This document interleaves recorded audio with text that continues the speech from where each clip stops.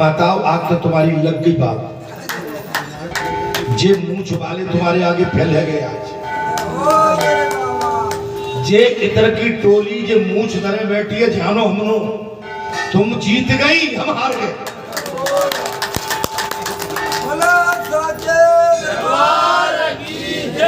तुम जीत गई हम हार गए। नहीं मैं हकीकत बोलूं, एक बेटी बताइए क्या बात कह दी। बोले मेरा वचन अंगद के पैर की तरह है, संसार इधर का उधर हो जाए लेकिन मैं अपने वचन से बिल्कुल हटूंगी नहीं। मां अगर तुम मेरी शादी कहीं अन्य जगह विचार करना चाहती हो तो मेरा मरना देखना, नहीं तो आइंदा इस तरह की बात अपने मुंह से कभी मत निकाल। यदि हट करके मेरी तपस्या में तुम विघ्न डालोगी तो मैं शरीर त्याग दूंगी। अगर हट डाल के तुम मेरी तपस्या में विघ्न डालोगी तो मैं शरीर त्याग। जो सच्चे भगत संत महात्मा भगवान के प्रति आस्थावान होते हैं वो इस तरह के संकल्प भी ले लेते हैं। तुम इसमें कभी कोताही मत बरतना। मैं चूंकि अपने मत को जहां लगा रहा हूं, ये मेरा मत है कि सत्य है, यही मेरा मत है। इसके साथ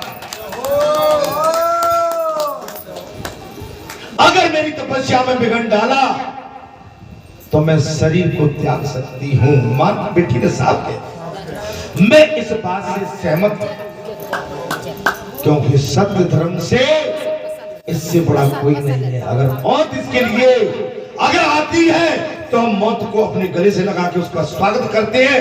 अगर सत्य के लिए इस शरीर से हमारी मौत हमको बुलाती है, हम तैयार हैं।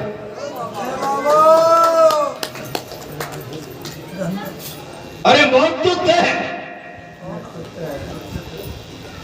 ये कथा क्यों बनी? अगर सत्य कथा, अगर ये सत्य न बोलती तो कथा चलती क्या?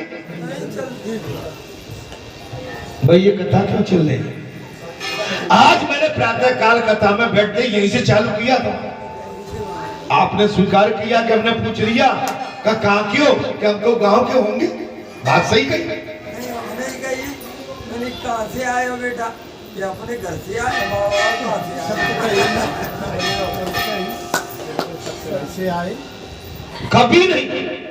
मैं आपसे हाथ जोड़ के विनती कर रहा हूं, नहीं आपने तो एक अबोधपन में कह दिया।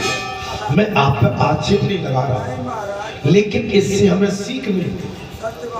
इससे हमें सीख मिलती है कि बगैर विचारे, बगैर जान पहचान के, और जान पहचान एन भी हो लेकिन हम साधना में बैठे हैं, वहां में जान पहचान की भी आवश्यकता है।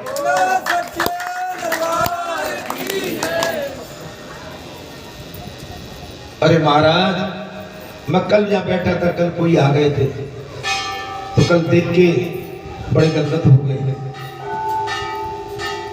गजाधर मास्टर है मई वाले, आपका जानते होंगे शायद। अब तो के काफी वृद्ध, 95 साल की उम्र है लगभग उनकी, 100 के आसपास बता रहे थे कल।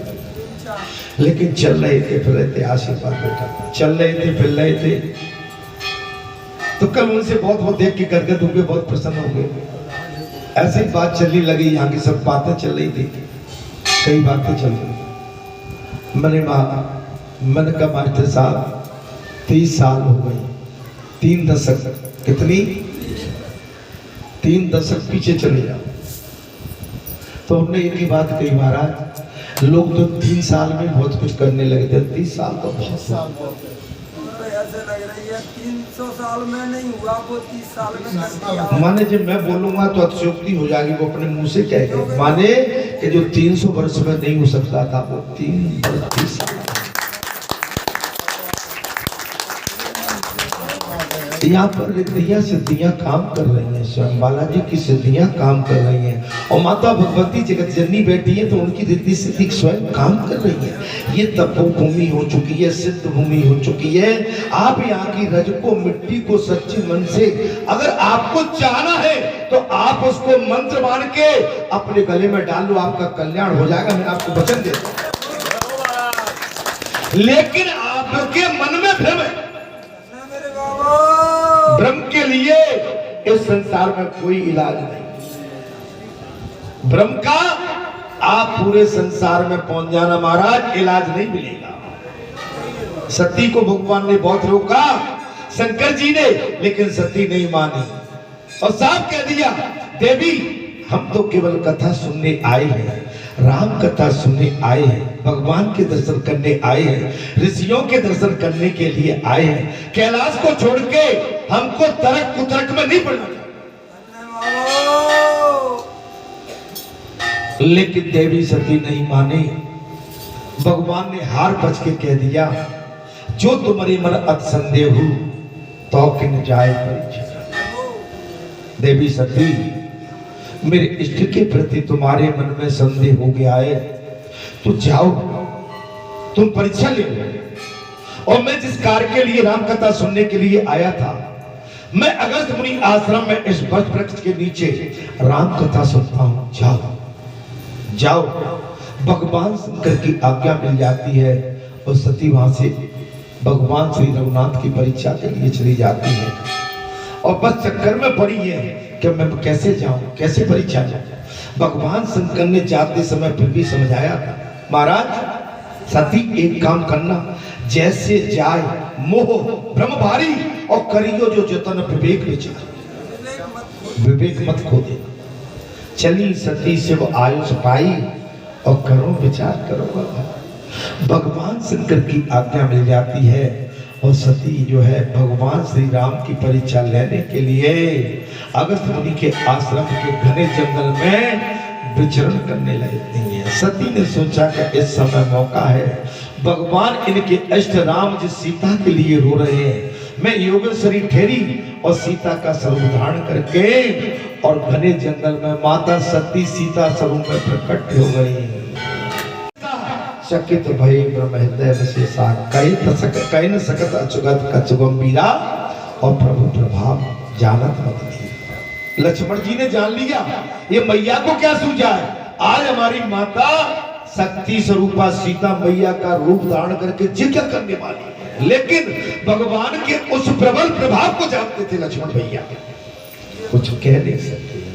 महाराज जब सती माता भगवान श्री राम के सम्मुख की ओर चली, हाथ पान प्रभु कीन प्रणामू, पिता समेत लीन निज नामू, कहीं भवर कहा बस केतु और विपिन अकेले फिरेंगे। हाथ जोड़ के कहा, हे मातेश्वरी भगवान शंकर कहाँ है, आप किस आयोजन प्रयोजन से इस वीरान घने जंगल में विचरण कर रहे हैं। सती महाराज सूख गए, जो क्या हुआ, अरे जिस सीता के लिए रो रहे थे और उस सीता को भूल के मुझसे कह रहे मां, और मैंने सीता स्वरूप धारण कर रखा। मेरी तो पोल खोल दी, पहचान हो गई। क्या करती सती, आंख मिल के देखती है, कहीं मैं दिन में सपने तो नहीं देखती, कहीं ऐसा तो नहीं मुझे कोई सपना दिखता हो। महाराज फिर चितवा पाछे प्रभु देखा, आंख मिल के फिर चितवा पाछे प्रभु देखा, सहित बंधु से सुंदर वैसा। क्या देखते हैं, पीछे जैसे ही देखा माता जानकी लक्ष्मण जी और राम के बीच में आसीन है। अब तो और गति ऊपर नीचे हो गई, जा चितवऊ ता प्रभु आसीना और सेवई सिद्ध मुनीस पर। सती जहां दृष्टि डालती है वहां राम लक्ष्मण बीच में जानकी, और क्या देखती है, अखंड ब्रह्मांड, अगणित ब्रह्मांड देखती है। और क्या देखती है, अगणित राम है, अगणित जानकी है, अगणित लक्ष्मण है, और अगणित के साथ में शेष नाग भगवान की चरण वंदना कर रहे। क्या और अचम्मा देख लिया, जिससे भगवान को अपने पति को अगस्त मुनि आश्रम में मैं कथा सुनते छुड़ाई थी, वो भी राजा राम की चरण वंदना करता है।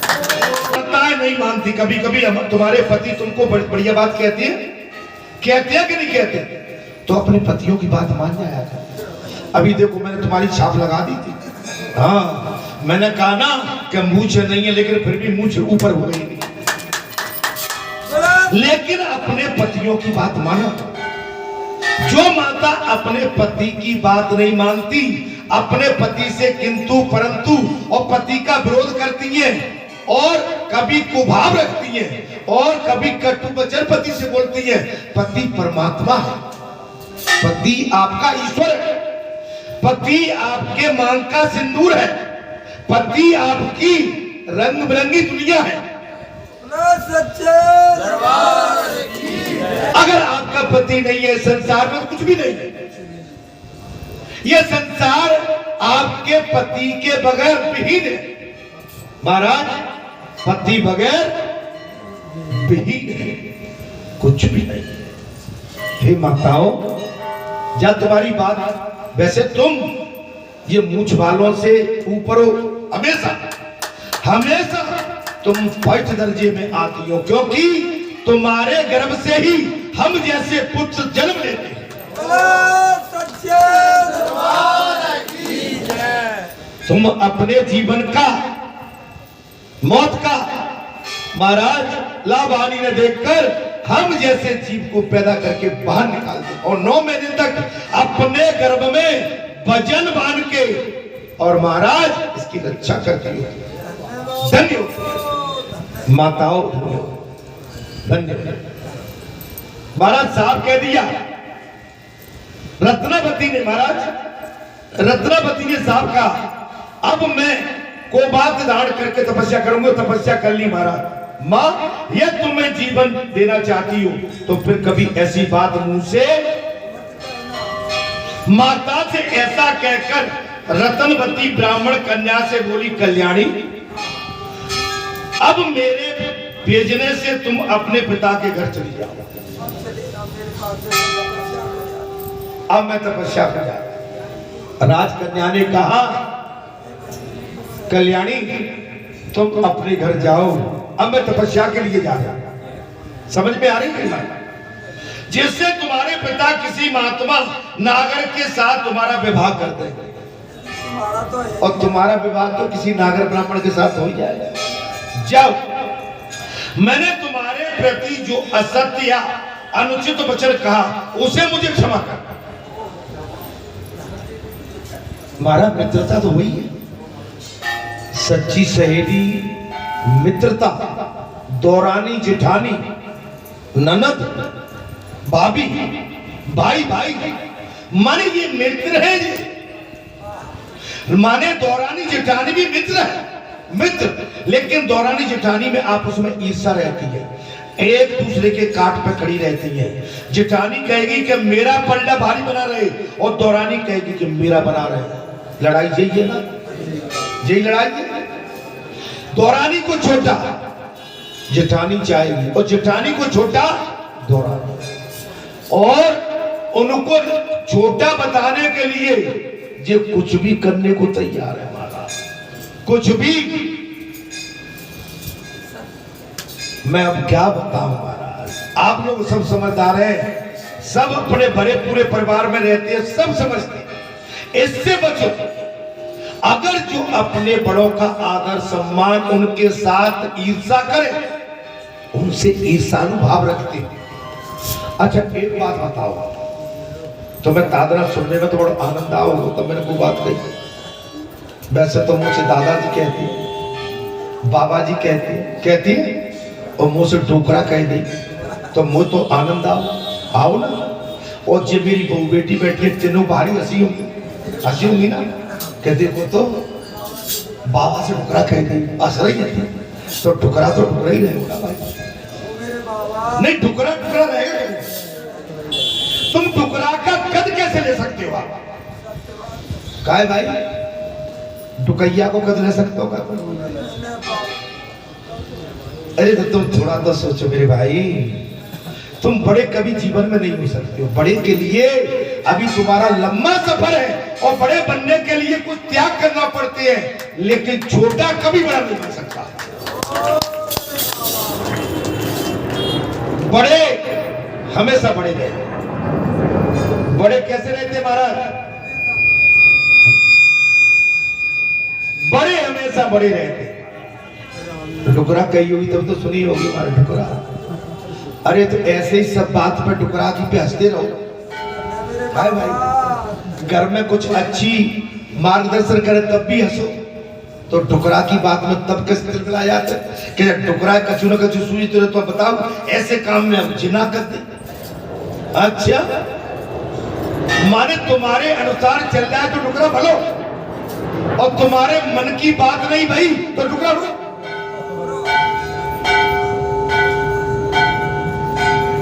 क्यों नहीं आई समझ? अब मैंने जाए मैं क्या कह दी भाई, ऐसा तो नहीं है कि मैं जैसा सोचूं वो सब होता चला जाए, आप जैसा सोचो ऐसा होता चला जाए। अच्छा डुकरा बड़े बूढ़े गुण क्या कहते हैं, समझ के कहते हैं, और डुकरा की बड़े बूढ़े की और घर के पुरखा की बात मानना चाहिए।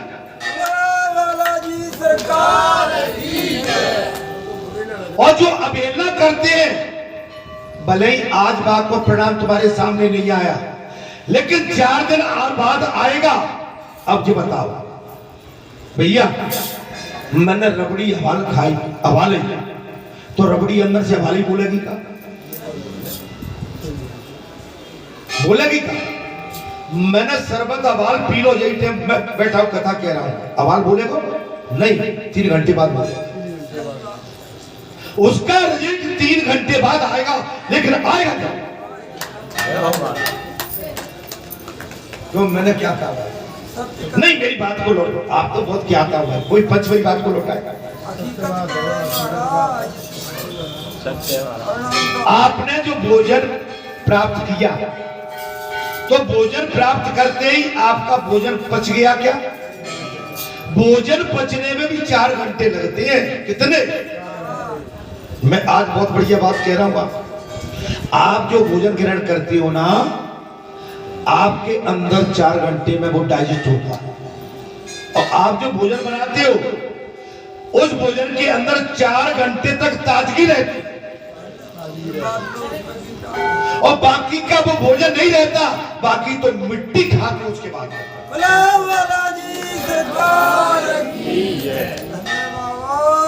अरे कुछ समझ में आ रही है नहीं आ रही?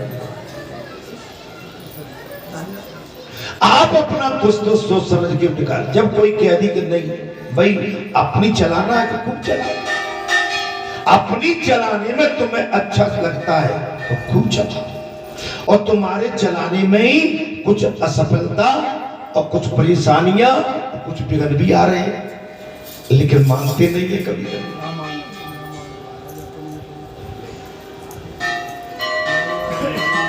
बोलो सदगुरु भगवान महाराज। माता ऐसा कहकर रत्नावती ब्राह्मण कन्या से बोली, कल्याणी अब मेरे भेजने से तुम्हें अपने पिता के घर चले जाओ,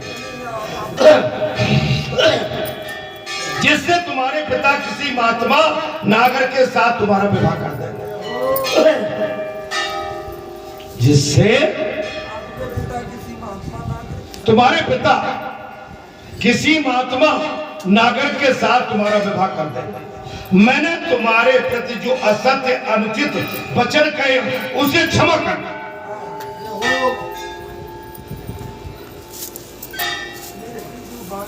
मैंने एक बात कही ना, भाई भाई ये भी मित्र है, दौरानी जेठानी ये मित्र है, बेटी माँ ये मित्र है, और पुत्र पिता ये मित्र है।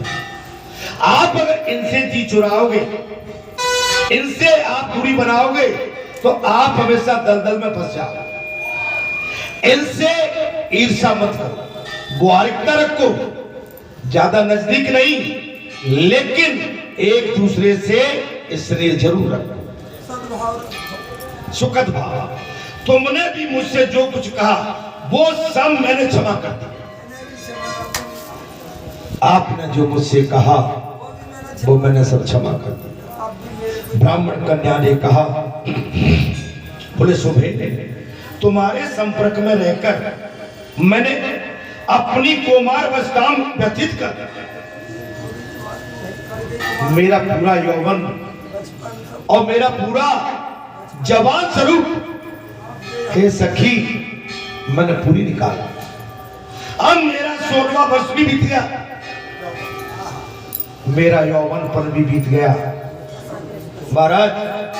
अब मैं रचना होने लगी, अब मैं ब्रज सलाह से होने लगी हो।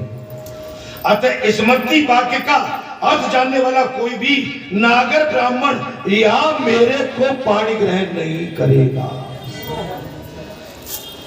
तो वेद वाक्ता होगा, वेद को जानने वाला वो मेरे से मेरा 16 वर्ष पूरे, मेरा इसला होने ब्रज सलाह होने लगी, नागर ब्राह्मण अब मेरा पाणी ग्रहण नहीं करेगा। कौन कह रहा है? कन्या ब्राह्मण ब्राह्मण की कन्या कह रही है राजकन्या से। अतः हे सुबे, मैं भी तुम्हारे साथ तपस्या करूंगी।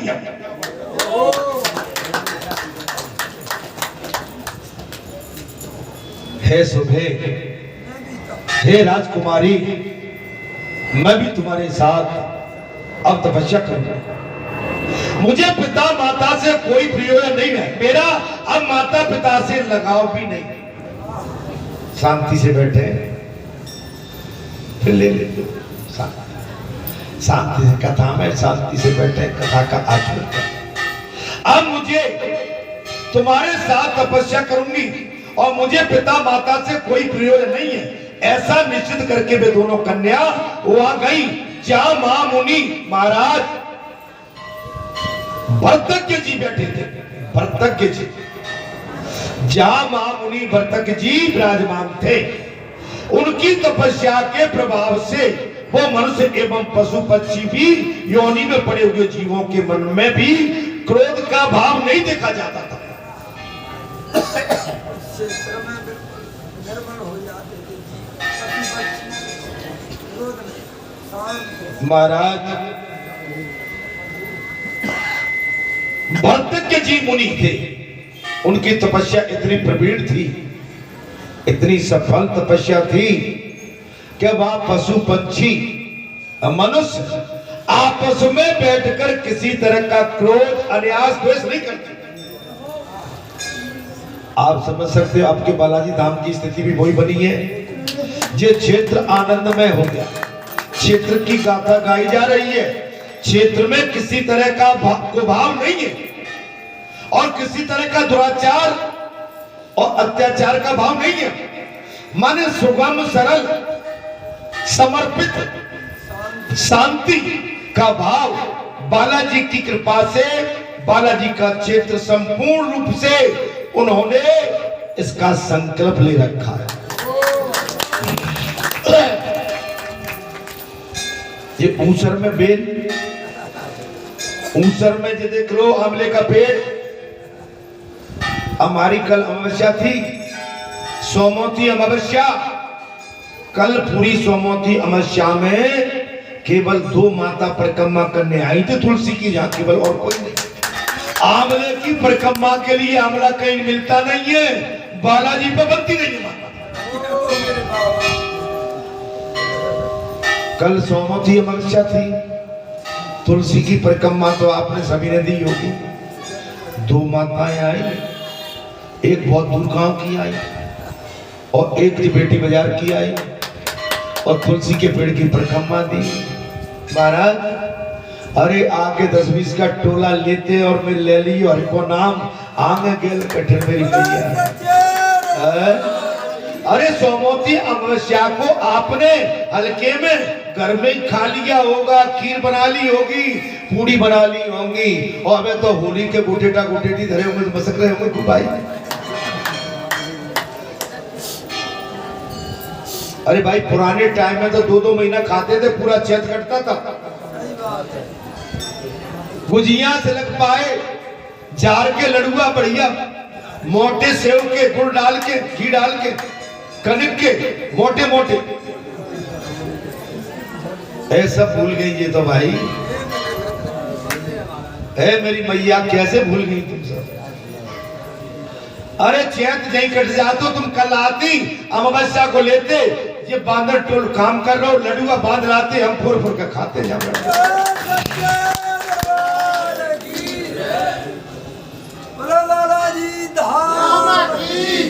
पर भैया तपती घाम पड़ रही को निकले वो मत जाएंगे, कारे पच जाएंगे। आजकल तो मेरी माताएं निकलती हैं, माता तो छोड़ो, हम जैसे बड़े बूढ़े जो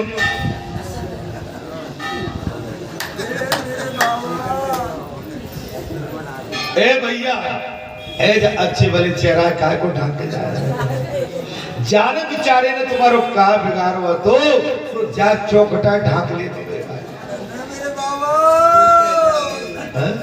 महाराज जी कौन सा फैशन चल गया हुआ अच्छा मैंने देखी कई माताएं जो है वे कपड़े न जाता कहीं और मोटरसाइकिल को खड़ी क्या हो अरे शरीर है जो तो इसको घाम मिलने दो इसको तपने दो सूर्य की किरणें अर्जित करो ये विटामिन डी है इससे डरो मत आप जितना धूप में तपोगे उतने निर्विकार रहोगे आपको बीमारी नहीं घेरेगी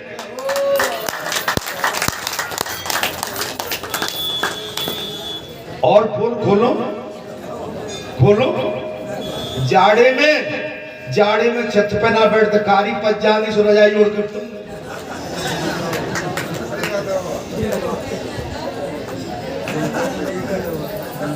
कहाँ है भाई हम तो रजाई में तेरे क्यों कारी पच जाए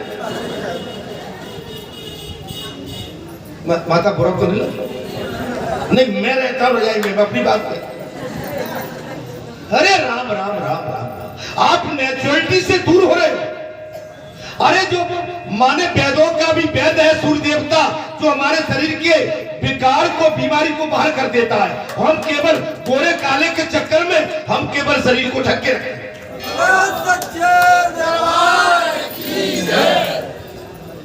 क्या चक्कर है भाई अरे मौका अगर कारोपुर हो तो बढ़िया ठाठ से जाओ ना वो बताते ये चक्कर छोड़ो महाराज जहां मैं कथा में साहब बोल दिया है बोले मैया अब मैं जो है मैं भी तपस्या के लिए जाऊंगी आप इन बेटियों से आप प्रेरणा ले दो बेटी एक ब्राह्मण की बेटी और एक राजा की बेटी और दोनों 15-16-17-18 के बीच की आयु है साहब कह दिया अब मैं क्या करूंगी मुझे माता पिता से कोई प्रेम नहीं बचा ऐसा निश्चित करके वो दोनों कन्या वहां गई जहां मां मुनि महाराज भर्तक जी बैठे हुए तपस्या से वह कलेश क्रोध सब खत्म हो जाता था महाराज योनि में पड़े हुए जीवों के मन में क्रोध का भाव नहीं देख रहा नेबले सर्पों के साथ विलाप करते थे नेबले सर्पों के साथ खेलते थे और चूहों के साथ क्रीड़ा करते थे चूहों के साथ क्रीड़ा करते थे मृग सिंह के साथ और कौवे उल्लुओं के साथ खेलते थे ये बैर है महाराज देखना मृग सिंह के साथ और कौवे महाराज और कौवे उल्लुओं के साथ खेलते थे और स्थान में भर्तज्ञ मुनि एक आसन पर सुखपूर्वक बैठे रहते थे दोनों कन्याओं ने उनके समीप जाकर हाथ जोड़कर विनयपूर्वक प्रणाम किया और उसके बाद ब्राह्मण कन्या ने कहा भगवान अपनी सखी राजकन्या के साथ मैं तपस्या के लिए आपके पास आई अपनी सखी राजकन्या के साथ तपस्या के लिए आई हूं अतः आप कृपा करके तपस्या की विधि बतावे आप कृपया करके